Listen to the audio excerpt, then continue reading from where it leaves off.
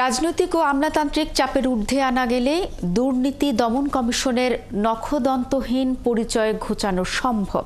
৭১কে একথা জানিয়েছেন দুদক সংস্কারে গঠিত কমিশনের প্রধান ডক্টর ইফতেখারুজ্জামান। পালাবদলের পর দুদকের কাজের গতি বাড়লেও এখনও তা যথাযথ নয় বলে মন্তব্য করেন তিনি। শারমিন নীরার প্রতিবেদন। রাষ্ট্র সংস্কারের অংশ হিসেবে ৬টি কমিশন গঠন করেছে অন্তর্বর্তী সরকার। আগামী ১ অক্টোবর থেকে কমিশনগুলো কাজ শুরু করবে। দুর্নীতি দমন সংস্কার কমিশনের প্রধানের দায়িত্ব দেওয়া হয়েছে দুর্নীতি বিরোধী আন্তর্জাতিক সংস্থা ট্রান্সপারেন্সি ইন্টারন্যাশনাল বাংলাদেশ টিআইবির নির্বাহী পরিচালক ডক্টর ইফতেখারুজ্জামানকে। ৭১ টিভিকে দেওয়া সাক্ষাৎকারে তিনি জানান, কিছু আইন ও নীতির পরিবর্তন করতে হবে, তবে রাজনৈতিক ও আমলাতান্ত্রিক ব্যবস্থাপনায় পরিবর্তন প্রয়োজন সবার আগে। আমরা যদি এমন রাজনৈতিক নেতৃত্ব আমাদের সরকারে পাই যারা মনে করবে যে এই আন্দোলন, এই ছাত্র জনতার রক্তের বিনিময় আন্দোলন তাদের নতুন সুযোগ দিয়েছে তাদের একই চর্চা প্রতিষ্ঠিত করার, যেটা হচ্ছে ক্ষমতার ব্যবহার।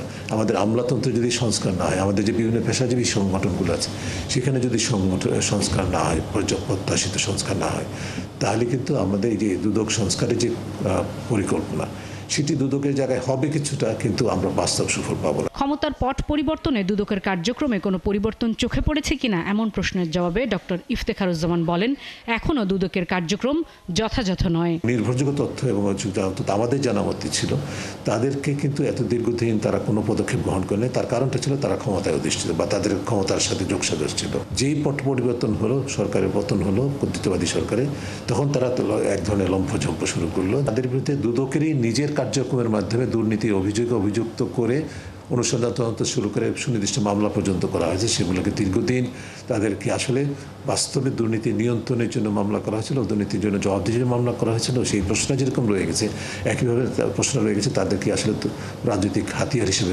রাজনৈতিক হয়রানি হাতিয়ার হিসেবে ব্যবহার করা হয়েছে। দুদক সংস্কারে প্রস্তাবনা দেওয়ার আগে গণ অভ্যুত্থানের সাথে সংশ্লিষ্ট ছাত্র জনতা ও অংশীজনদের সাথে আলোচনা করা হবে বলে জানান টিআইবি প্রধান। বিভিন্ন মহলে আলোচনা হলেও দেশের নির্বাচন দেবার আগে অন্তর্বর্তী সরকারকে সময় দেবার প্রয়োজন বলে মনে করেন তিনি। সরকারকে যে সার্বিক কৌশলগত কিছু পরামর্শ দিয়েছি, তার মধ্যে রাষ্ট্র সংস্কারের বিভিন্ন উপাদানগুলো আছে। বিশেষ করে রাজনৈতিক অঙ্গনে বিভিন্ন প্রতিষ্ঠান কেন্দ্রিক সুপারিশমালাগুলো আমরা দিয়েছি এবং আমরা এখন কাজ করছি আমাদের পক্ষ থেকে যে সার্বিক যে কৌশলগত সুপারিশমালা, তার উপর ভিত্তি করে এগুলো আবার প্রাতিষ্ঠানিক এবং খাতওয়ারি সুনির্দিষ্ট সুপারিশমালা প্রণয়ন করছি। ইতিমধ্যে কোনো ক্ষেত্রে সেগুলো আমরা উপস্থাপন করছি। প্রয়োজনে বিভিন্ন খাত সংস্কারে গঠিত কমিশন একসাথে কাজ করবে বলেও জানান তিনি। আমাদের প্রথম কাজটা হচ্ছে one step at a time. Sharmin Nira, ৭১, Dhaka.